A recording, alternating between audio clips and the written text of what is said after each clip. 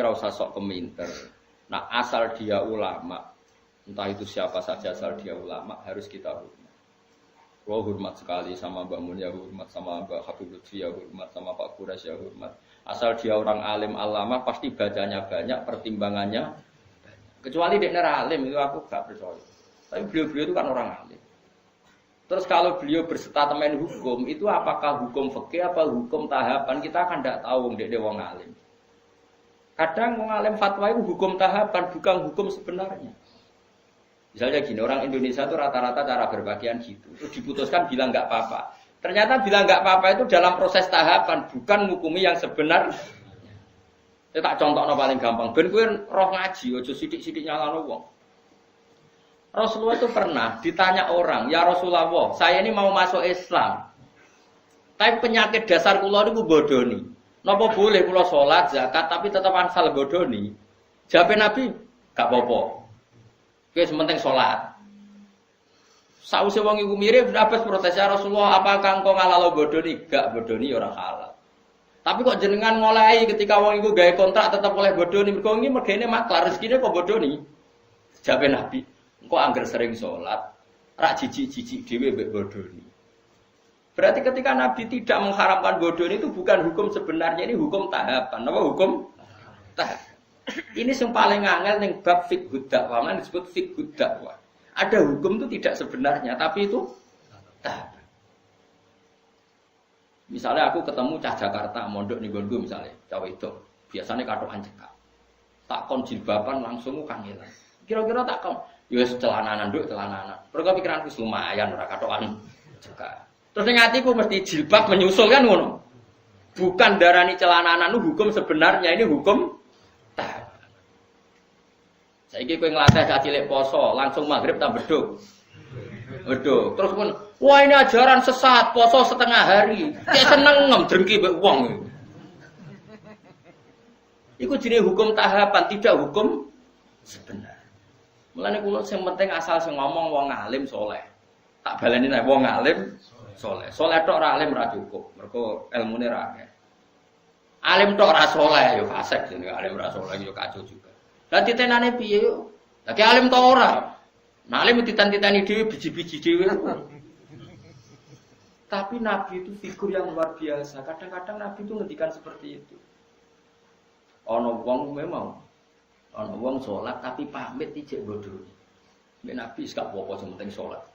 Setelah orang itu mirip sahabat protes. Berarti engkau membolehkan bodoh ni? Jawab Nabi, orang halal bodoh ni. Sayan haruma yaqulu aja apal hadise. Ema yaqulu fi sholati. Engkau anggere kulino salat isin dhewe mbek pangeran, engkau ora jijik-jijik dhewe mbek dosa-dosa sing dilakoni. Iku jenenge hukum tahapan. Napa hukum tahapan? Mane masyhur cerita teng Lirboyo.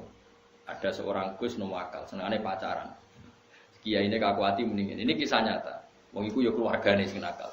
Dong, kowe pacaran lah, anggere iso maca Sahih Muslim. Apa to? Piye ku? Iso maca hadis kok malah pacaran. Ya tenan. Berhubung itu senengi wae. Sing cerita aku Guse. Tak rewangi sinau Gus nganti walim. Jebule barang wong alim Al-Qur'an iku haram ra sida. Lha iku hukum tahapan jenenge ora kok hukum sebenarnya. Paham ya? Bocah ngono kok ora roh, ngono geger sik. Mulane ngaji ben roh dununge hukum. Hukum fikih apa hukum tahapan? Nak hukum fikih ya permanen, nak hukum tahapan ini tadrij fi sunnah, tahapan mendidik sunnah. Tentu ada apa? Tahapannya. Tapi tahapan ini tidak menjadi hukum fikih, jenenge fiqhud dakwah. Bukan fiqhul ahkam tapi kok fiqhud dakwah. Ya tapi wong ngaji ini ki wis jarang. Wong wis sanane emosi gak gelem ngaji. Makanya saya tadi bilang, asal dia orang alim dan soleh.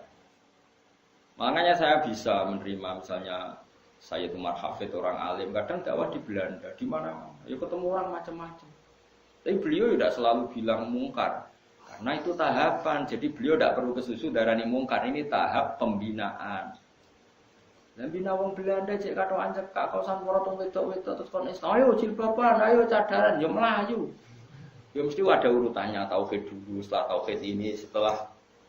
Nah itu menjadi fiqhud dakwah bukan menjadi fiqhul ahkam. Paham ya? Mulane ngaji ben roh duduk perkara. Lah Rasulullah itu sering melakukan itu. Paham ya? Jadi makanya kalau ada orang ngomong tentang perempuan itu boleh memperlihatkan sesuatu yang menjadi kesehariannya, itu tentu tafsirnya itu macam-macam. Orang boleh berekspresi macam-macam, tapi tentu kita cari yang selamat. Kayak adat-adat kita sudah selamat ya sudahlah, pokoknya jilbaban, sing ketok wajah tok ben bojone ra kliru. Ya sudah itu sudah lumayan. Tapi apakah cadaran boleh? Ya boleh. Tapi kendaraan wajib ya nanti dulu. Madzhab Abu Hanifah tidak mengatakan wajib. Abu Hanifah ya wong alim Allah. Ya biasa wae. Karena aku takoki, lha apa blodor iku oleh ya ora oleh. Tapi kowe iso ngatur wong sak Indonesia. Kowe muni haram terus sapa wong mendo kabeh. Wong ora melok nglakoni. Malane cara kula kita dilatih dengan fiqh dakwah. Sebaiknya sing lagi blodor diajarkan ke yang tidak blodor. Wis ngono tok. Isane apa? Wama apa dawuh Kanjeng dawuh pangeran lasta alaihim bimusaitir. Nabi sendiri tidak bisa menguasai orang karena diusahakan sesuatu dilakukan dengan kesadaran. Ada ayat wala yudina zinatahunna illa ma dhahara minha. Itu koma dhahara wis pokoknya cara kula sanut guru, anut wong alim-alim serausan. Cuma kalau ada fikih kontroversi itu sampean harus ikut saya. Apakah itu fiqhul ahkam? Apakah itu fiqhul dakwah? Kalau fiqhul ahkam ya final. Kalau fiqhul dakwah itu tahapan, apa? Ya mau misalnya kita ponakan ke Jakarta, Jakarta cekak rajin bapak. Mungkin tahapan kamu pertama kan yang mendesak pencelananan pan. Kan enggak mungkin tahapan pertama langsung jilbaban. Tapi ketika kowe daran nduk sing penting celananan, itu bukan berarti celana itu sudah sempurna. Paham ya? Karena ini masih tahap. Paham ya? Lah ngono jenenge fiqhud dakwah. Jadi makanya masyhur itu kayak Nabi tadi.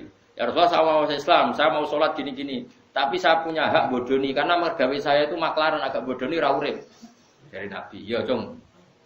Terus ketika orang itu mirip, Ibnu Abbas mau masa ya Rasulullah engkau boleh nodikne bodoni. Aku ra muni oleh.